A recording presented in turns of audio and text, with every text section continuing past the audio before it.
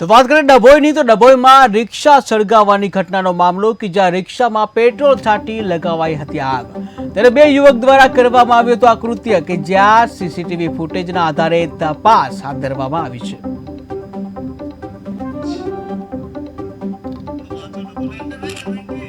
તો કહી શકાય કે એક રિક્ષા સળગાવવાની એક ઘટના સામે આવી છે ડભોઈમાં જે રિક્ષા સળગાવવાની જે ઘટના બની હતી એ ઘટનાનો મામલો કે જ્યાં પેટ્રોલ છાંટી રિક્ષામાં જે કહી શકાય આગ લગાવવામાં આવ્યા હતા. ત્યારે આ અંગેના સીસીટીવી ફૂટેજ પણ સામે આવ્યા હતા કે જ્યાં બે યુવકો દ્વારા આ કૃત્ય કરવામાં આવ્યું હતું કે જ્યાં બે યુવકો દ્વારા ડભોઈમાં એક રિક્ષા છે, એક રિક્ષા ઉપર પેટ્રોલ છાંટી આગ ચાપવામાં આવી હતી. જો કે આ અંગેના સીસીટીવી કેમેરામાં જે આ દ્રશ્ય કેદ થઈ ગયું છે, જ્યાં તમે જોઈ રહ્યા છો સીસીટીવીના એ દ્રશ્યો કે જ્યાં બે યુવકો દ્વારા જે રિક્ષા છે, રિક્ષા પર પેટ્રોલ છાંટી રિક્ષાને સળગાવી દેવામાં આવી છે. જો કે આ સમગ્ર ઘટના જે છે, આ સમગ્ર ઘટના સીસીટીવી કેમેરામાં કેદ થઈ હતી કે જ્યાં બે યુવકો દ્વારા આ કૃત્ય આચરવામાં આવ્યું હતું. ત્યારે સીસીટીવી ફૂટેજના આધારે પોલીસે તપાસ હાથ ધરી છે કે